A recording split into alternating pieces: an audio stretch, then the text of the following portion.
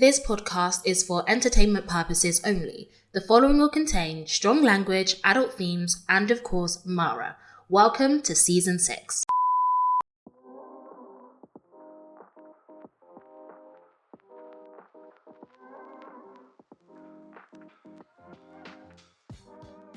Hi, we're saying it's Nelle. Hi guys, what's goody? It's Tammie. Hey, it's your girl Mara. And you're listening to the Not Too Much podcast. If you know, you know. It sounds like a choir. And welcome back. Hi. We haven't been gone for long. No. For as long as we could. This wasn't even a pause, this is a pa. Oh.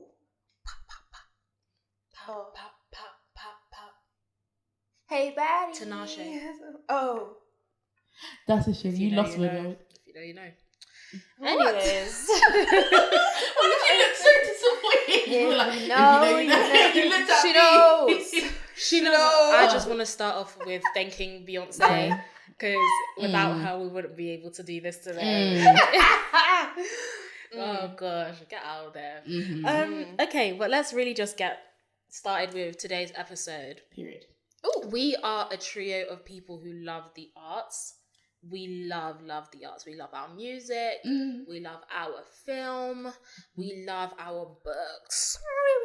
And a trope that commonly comes up in these different art forms You're smiling so much when you're saying this. tends to be the friends to lovers trope. The we were childhood besties. We didn't think of each other in that way. Oh. She's But like, quotation now marks. we're older, we're wiser, we're more mature, and suddenly we're looking at each other in a different light. Who do we? Oh. Not me now. Disclaimer. However, I want to just know, how do you guys feel about the friends to lovers trope in all like forms of media, books? You know what I mean? When it's an isolated incident. Okay. Fine. Cool. I Fine, cool. It happened. Yeah. But because it has become a cemented trope, You don't like it? I don't like anything's to lovers.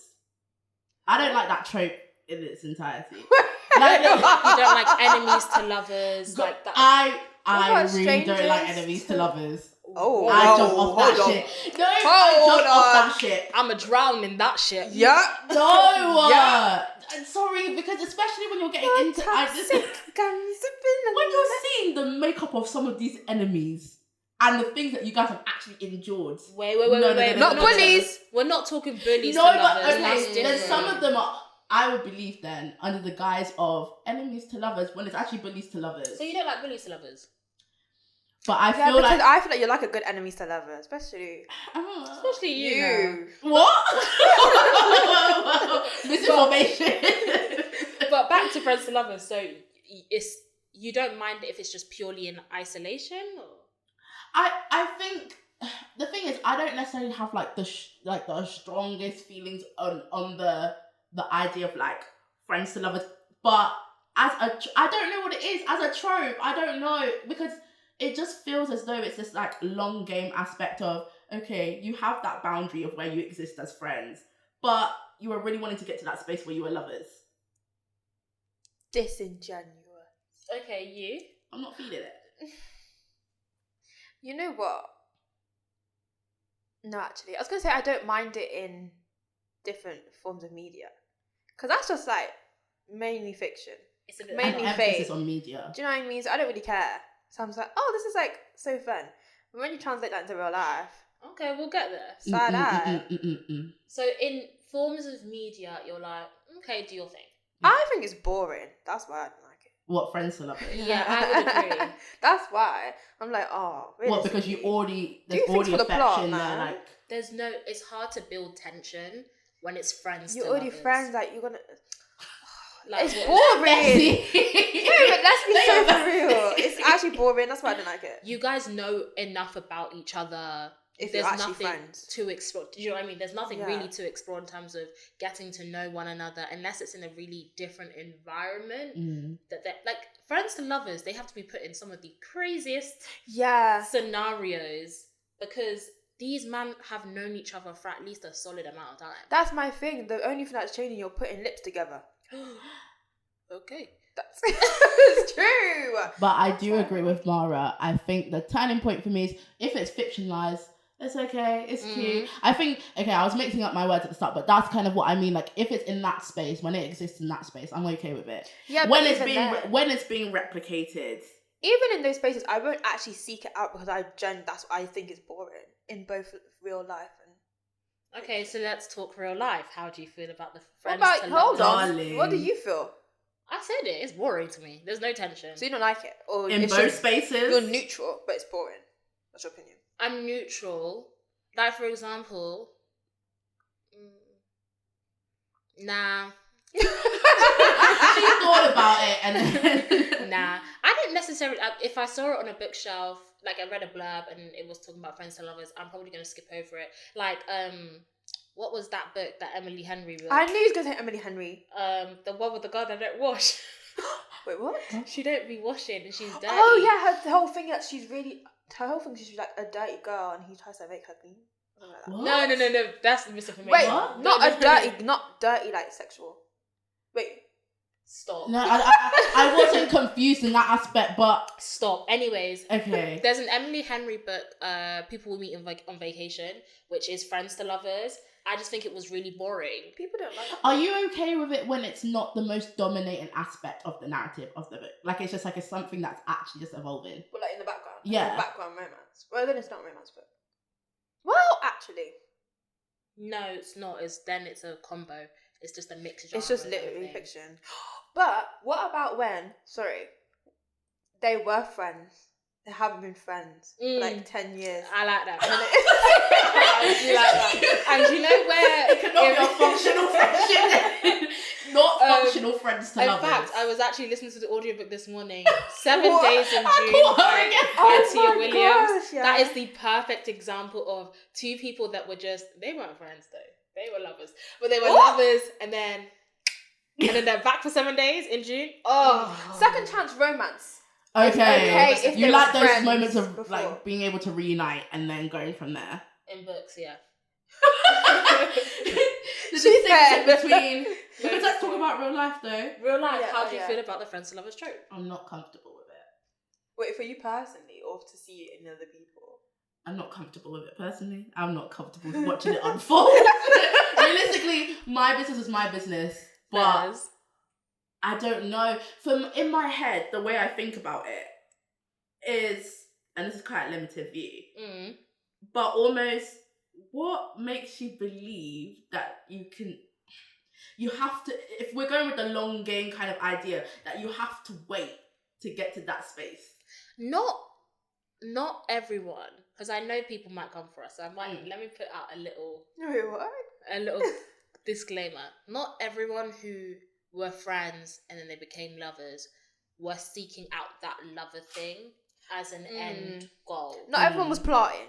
Not everyone was plotting, but I think, in fact, I'm going to open up the question. Oh. Yeah. Do you feel like women tend to not see that goal, but men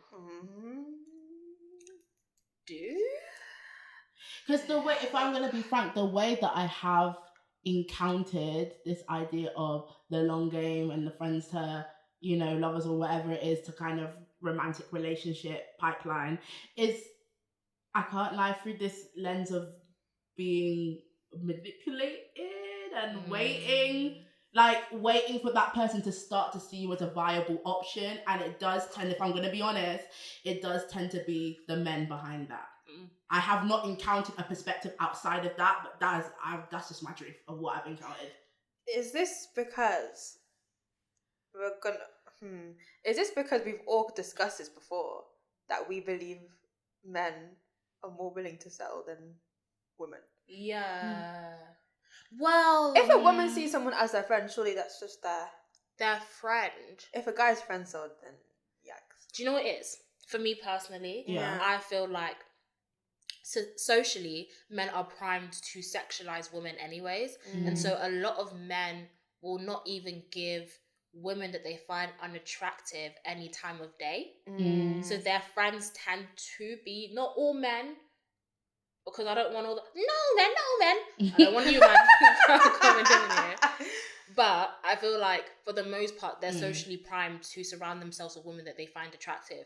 And so whilst they may not intentionally be like, oh yeah, I want this end goal to be lovers, a lot of them wouldn't mind it to end in a situation even adjacent to that. that could be What's that sexual in nature. It's not always like some form of intimacy. Right. FWB. What? Friends with benefits. Oh. Well, that's... Do you see what I mean, though? Oh. Yeah. Because I can understand that, because it doesn't always correlate to like a romantic relationship sometimes, or what we view as like a romantic relationship, you and your partner and the other person. Wow. But people be pillow talking now. But I will say, people do say, oh, like, it's better to be friends Friends first. But can I be honest? Y'all can't multitask. Huh? We've got to first be friends before you Well, can... that's my thing. You can simultaneously build a friendship within a romantic setting. I think there's a level, of not multitasking, but I think also people take the statement itself, in my opinion, very literally. I think of it as the compounds or the parts that make up friendship, the respect aspect, the shared values, to ensure that you have those foundations that, and then later transition potentially into whatever it may be, romantic relationship or whatnot. You can build both. I don't think anything has to come before. What I will say is, I don't hate friends to lovers in real life. Oh? I just get a little bit funny with the idea of someone playing the long game. Yeah. Like, I will sit and wait and give you this false pretense that I'm here for a certain reason. Yeah. When in reality, I'm here for another one. I think that is where it gets a little bit funny for me. I will say I have a limited perspective on it, because if I'm honest,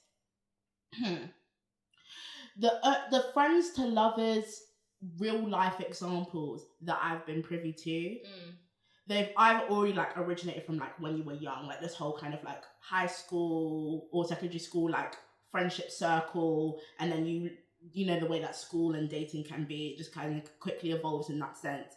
But like, I don't know, outside of that, I haven't been given the most positive examples of it. But that's not to say that it's like inherently negative or anything. So like you're saying, I think potentially the way I view it, my back is probably up with the idea because of how I've seen it carried out in real life. But if it unfolds naturally, like any relationship, if it unfolds, it unfolds. Like, So. that is your life. That's your business. Congratulations to you. But you know what is scary? What? You know when? Okay, hypothetically, when you have a guy friend, and they're like, oh, like I have a crush. You know her very well. Do you know how scary that is? Because some of us read things literally. Yes. And don't. Some of us don't pick up on flirtatious cues. Yeah. Don't flirt with me. If you were to say that to me, hypothetically, I would be like, who is it? So you're interested in one of my friends? I'm like, which one? Because she likes this boy. No. I don't think you're her type. No. I mean, I've said that before. I would feel like, I don't think that's going to work, you know? Yeah. And I don't want you to mess up my friendships. You know, because I'm like, I'm not going to help you get her. No, because I don't like that. Because, never mind. Anyways, what about those hypothetically as well, I'll do it again. When like people make like those pacts with each other. Oh, like if we're both not married by the time we're 40. This is quite married to each other. Yeah. I think you guys should just get married then and there. Oh God. I'm like, surely if that's the case, then Are that people- isn't on him. I have a question to pose. Are people actually making those pacts in real life? Yeah. Because to me that is very Hollywood coded. It's very Monica and Chandler. No, but people have. I've witnessed it. Yeah. I've witnessed. But I think it's also people seeing those portrayals of like friends to lovers actually working, and then thinking, oh, I can. But do why this in my Do own your life. no, hold on. Do your thing. If you actually like your friend, and you feel like there's something possible there and it's viable, bite the bullet. You may lose the friendship, but that's what you have to be okay with. but you have to. You know when you were talking about patience earlier, and I was like, off mic. oh, sorry, yeah, it was off mic. Sorry, guys. We talk too much, but we were talking about this idea of patience within friendship and I guess like romantic pursuit. But my issue is when you've already been told that, listen, I'm not feeling you in that particular way. I don't see us in a romantic setting with each other. But there's still that one-sided person that's like, I'll still settle and be their friend until they're ready to see me as a viable romantic partner. That's pathetic. But you see, that's not uncommon though. It's not uncommon, but it is pathetic. Yeah. And I don't mean that in a berating way. I mean that in a way that like, ooh. What did he say? What did you say? I hope background remover doesn't remove that. No, but I mean that in the way that there are some moments in your life where you are going to be truly pathetic, and it takes actually you having to boss up and actually take a look at yourself in the mirror and be like, let's stop. Have we been pathetic? Yeah. Yes. Yeah. It's one of those things you We've gotta all been- hold. We've all been pathetic. We've all had to hold the L. That is one version. None of us have done that, mind you. Yeah, But just to clarify. that is one way that you can be a little bit pathetic. But I think what I wanted to say though is that if you are doing this friends to lovers thing or however you would consider it in your actual life, I would just say with whatever communication you receive, accept what you have received. Yes. If it is that you guys can only really be friends in this life, if you're not okay with that, if that's something that, I mean, you feel like your feelings are beyond that, your feelings are your feelings. There's nothing wrong with having your feelings, but don't continue to stay in something with the hope that a person... That's what I meant with the way that I've encountered this as in a form of slight manipulation. Right. To wait until that person has changed their feelings or changed their mind or in a position where you can actually move them in that particular way, not to sully the whole thing. But yeah, I'm saying if it's friends, if you guys can only be friends, accept that. And if you can actually be in that environment and still actually have a friendship with them, continue. If you guys are going to be lovers and that's accepted mutually, accept that. Sorry. It's when it's one-sided and one is trying to be a friend, one is trying to be a lover. But to be fair, I will end on this though. We are speaking with the perspective of people who are 21. Yeah. Like who are in uni or just out of uni. So our perception of friends to lovers may be very coded in the fact that we are quite young. Yeah. And a person who is in their 30s who may not be in environments where everything is as new and like open may need to actually just spin the block a bit. I don't think there's anything wrong with spinning the block. Mic drop. That's another topic for another day.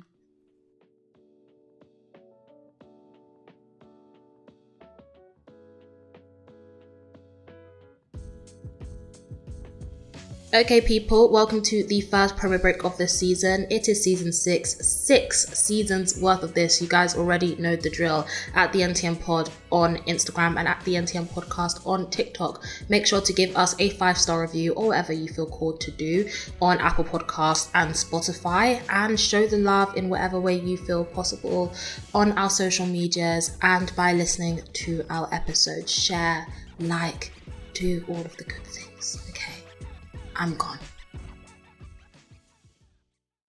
Okay, so for our topic 2, we mentioned this quite briefly at the end of season 5, in the last episode of season 5.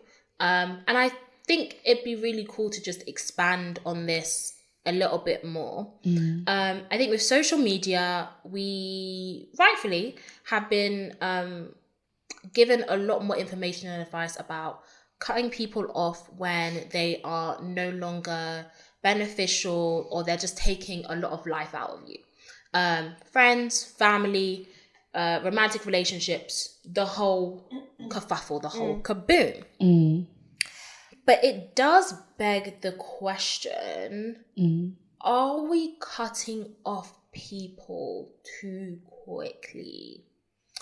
And I wanted to throw that out there. But before we get into that question, I want to know what you guys think cutting off means. For me, I would see cutting off as removing all forms of contact with this person. And it's not just from like a remote sense. I think it's also that like physically you're not going to be in the same environment that other person or people orbit. So there is like a complete detachment and removal from that person's life and vice versa. I would say you just have no access to me anymore. Because sometimes, especially if you have, it's like a mutual friend and like you have other friends who are friends with this person, that's fine. But you're not getting around to me anytime soon. Do you think that we are cutting off people too quickly? Is that a thing? I think it is a thing. I think we are cutting off people too quickly. Or maybe not that. Maybe the issue is not cutting people off too quickly, but people are not happy with the result of cutting people off too quickly. Okay. Because, and if you want to do that, that's you. But essentially, I think you have to accept that there is a level of isolation that's going to come with that I think people are not happy about. Okay. So it's more about, you think the issue people have with when cutting off people is they think that there should be sort of an immediate replacement of those individuals in their lives. Tammie? And before saying my point, I think that's quite fair what Mara said, because there are so many, I mean, just speaking from, my limited knowledge, but there are so many ways to access social communication and interaction with people, whether you have a strong level of attachment to them or not, that it's quite easy to acquire a lot of, I guess, people in your life to talk to, whether in passing or in depth, but not necessarily the skills there to manage. I feel, do you know what's so interesting? In our last season, when we kind of talked about navigating conflict, go listen to that, as a little side note. But I think it's interesting because the cutting off period to me usually seems as a last resort thing. The way that I've known it is kind of like everything else has been tried. You've tried to communicate. You've had those interventions. You've had those discussions. And the last thing that you're left to do or feel as though you're left to do is to cut the person off or block or whatever that looks like. So the idea of cutting people off too quickly, in my mind, I think it's because people may be skipping a lot of those steps of maybe conflict navigation or having those conversations to address particular things, and it's kind of like cut off is the first point of call rather than the last. Yeah, I think I would agree with the both of you. I don't think that the majority of people are cutting off people too quickly. I think a lot of people on social media present that view. But I would say from my real life encounters, it takes a lot for someone to get there. Like a lot. A lot of people will settle for bad behavior. Especially if that person is not impacting your life too deeply. Like if that person, for example, I feel like if I cut one of you guys off, that would impact me way deeper than if I was to cut like a loose friend. Okay. So I guess it also depends how the person plays into that individual's life. But I feel like you wouldn't ever cut off a loose friend. I feel like the act of cutting off a person insinuates that they are important and integral in your life, that it would be a big difference. Because you can choose to be how often to be around those loose friends and how often to be around, I guess, the people that are much closer to you. And so I feel like with the loose friend fact, like if I'm not seeing them that regularly, I think the times when I do see them and maybe something might go down, a lot of people do just overlook things because they know that they're not going to be around these people that often. But to cut off, whenever I've encountered like people cutting off people or having cut off myself, it like kind of now said, it is that people that are very deeply ingrained in your life. It's a very interesting take because I think to suggest that we cut people off too quickly would be to suggest that people have a strong understanding of their boundaries and what they expect from the relationships around them. Unfortunately, I just don't think we're there yet. We are mostly talk and not action. And I don't really mean that in a disparaging way. I think sometimes you'll go online and see people almost bragging about having the strength to do something, but that is a lot easier to say you've done than to actually do. I do feel like for the most part, people aren't quick enough because they can't be bothered to deal with the hassle, like Mara said, afterwards, and having to rebuild that person. Do you think people should cut people off a bit quicker than they tend to? I have an issue with the concept of speed and time in this conversation. Okay. In the sense that one relationship compared to another, time may be a significant factor and it may not. So like sometimes I'm like, one person you could say, oh, they should be quicker to cut that person off, but quicker for who? The person listening, for the actual person in that situation, for the person who they're cutting off. Like it's a bit subjective. What do you guys think? I think I would agree. I think the time factor, because when you look at a lot of friendships, especially ones or relationships that are like quite long term, there's always weighing up that factor of, oh, are we still together because we've known each other a long time and the familiarity aspect of it, or is it because of the actual quality and strength of the relationship itself? And so for me, I'm thinking that you could have known someone for an incredibly long time, but it's a case-by-case thing for me. There are sometimes individual events or a build-up of events that can mean that, listen, for me as an individual, this might go against my individual values or understands or beliefs or something like that, or maybe it's something that is incompatible with our friendship or relationship at this point.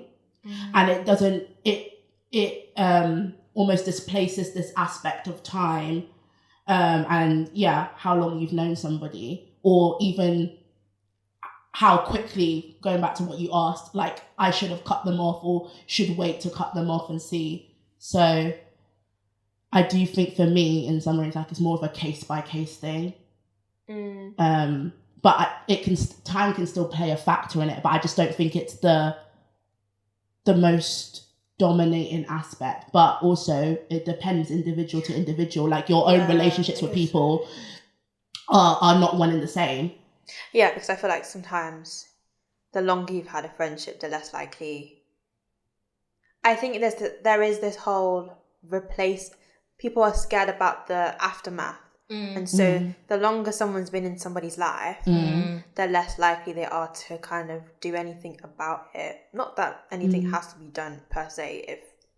If someone's crossing your boundaries, and that's on you to deal with, because it's hard to, as an outsider, to come in and be like, yeah, you should do this, you should do that, when you're the person. You kind of know what you're willing to accept or not, really. Sorry. No. No, I was going to say, like, it's really interesting, like, you brought up, like, the word replace. Because I do think when it comes to relationships dissolving or cutting people off, there's this idea of one in, one out. Yeah. Do you think that there's this belief that when you cut someone off, it's because you're trying to make space for what should come in its replacement? I don't think so, because I think every individual relationship is irreplaceable now.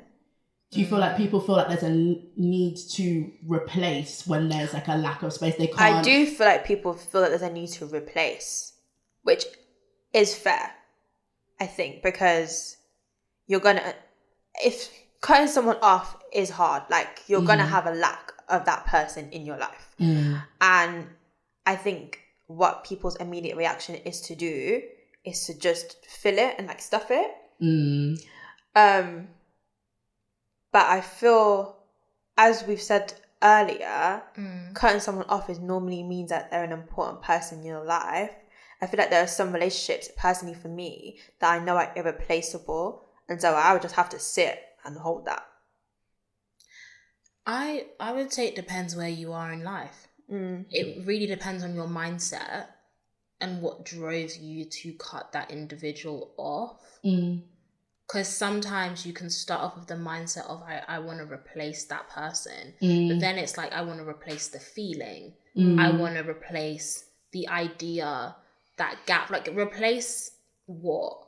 And different people will have, as you meant, both of you have mentioned, case by case, really individual to individual. But depending on the place you are, when you decide, okay, I'm no longer going to let that person be a part of my life.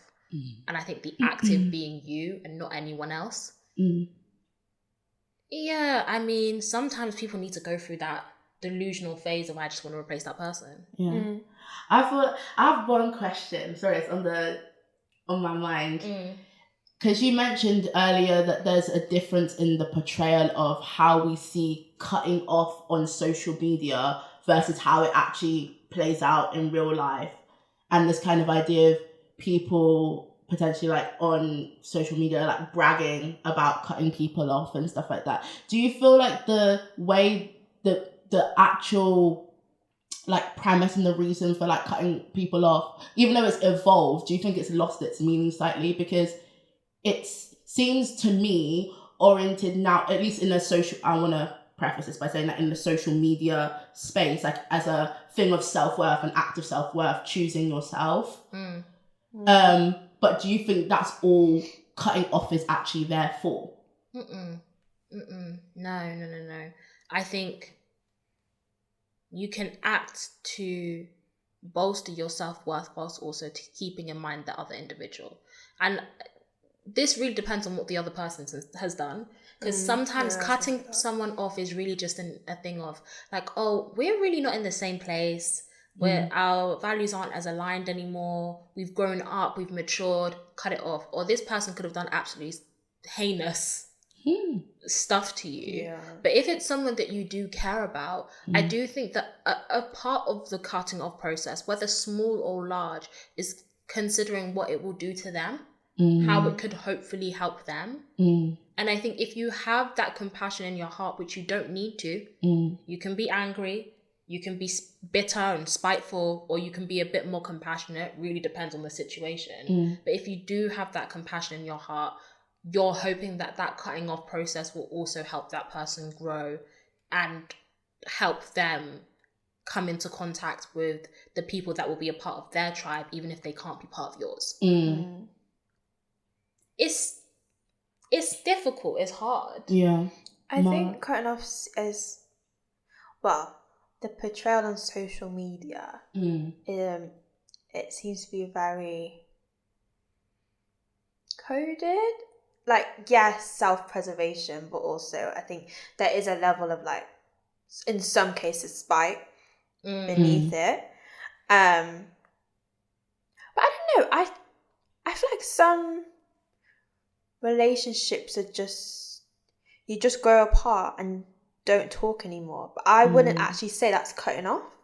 But I think some people would. And that's where sometimes on social media I get a bit confused with this whole concept. Because I'm like, well, I just perceive that to be you're in different spaces, as you said, growing apart, like not really in each other's lives anymore. But I wouldn't have perceived that as a cutting off type of thing. That's fair.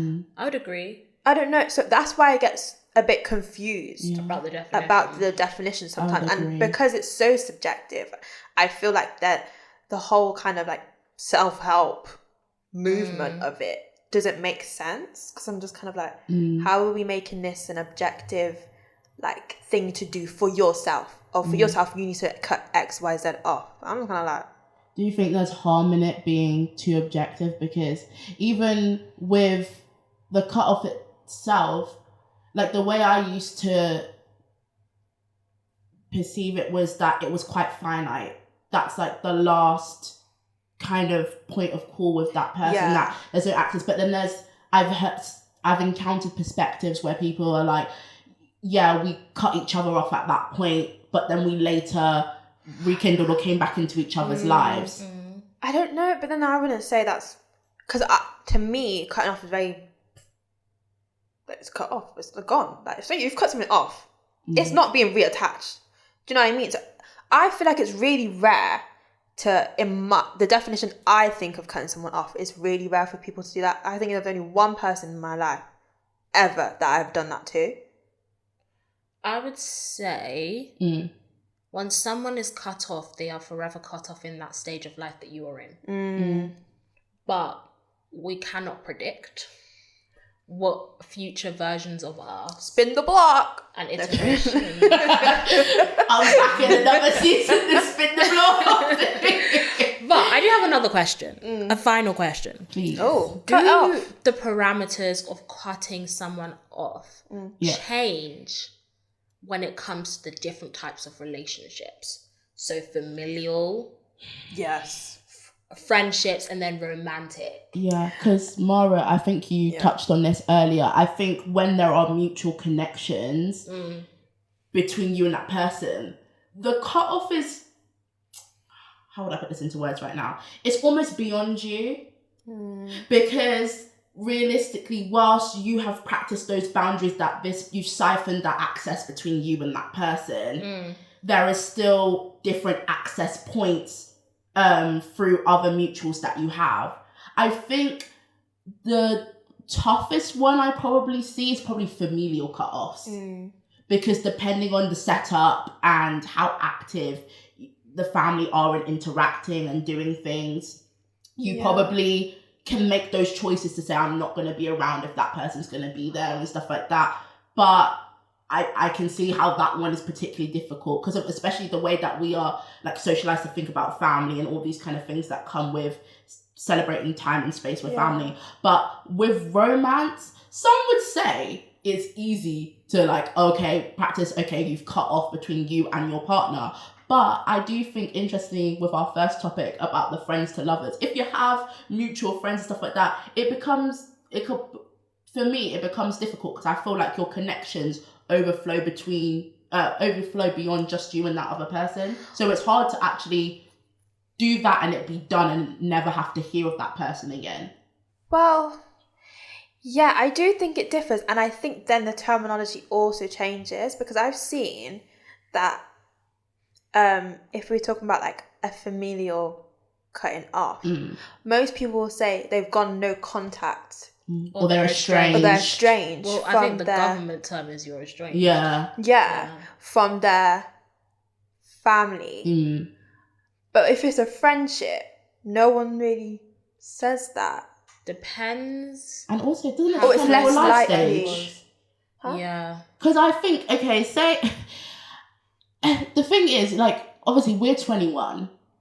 And looking at, you know, like, the younger, like, school stages and, like, looking at secondary school and stuff like that, when friends... Like, in those environments, you couldn't actively practice, necessarily, depending, this is my opinion, cutting people off.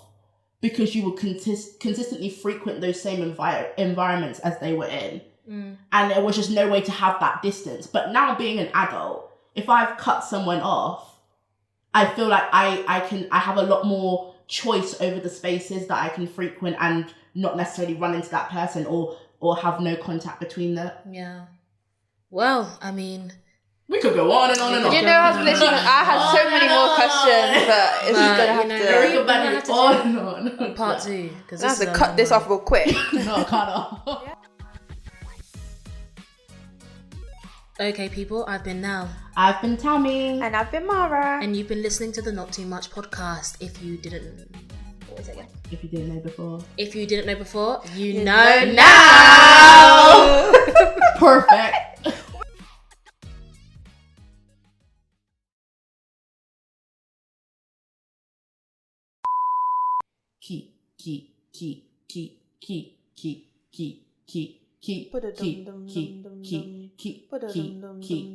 Okay.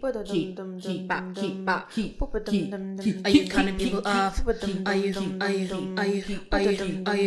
cutting people off? Are you cutting people off? Are you cutting off your family? Are you cutting off your friends? Are you cutting off your family? Are you cutting off your friends? Don't worry, don't worry. NTM is here for you. You. Are you cutting people off? Are you cutting people off? Are you cutting people off? Are you cutting people off? Are you cutting off your family? Are you cutting off your friends? Are you cutting off your family? Are you cutting off your friends? Don't worry, don't worry, don't worry, don't worry, don't worry, don't worry, don't worry, don't worry, don't worry, don't worry, don't worry, don't worry, don't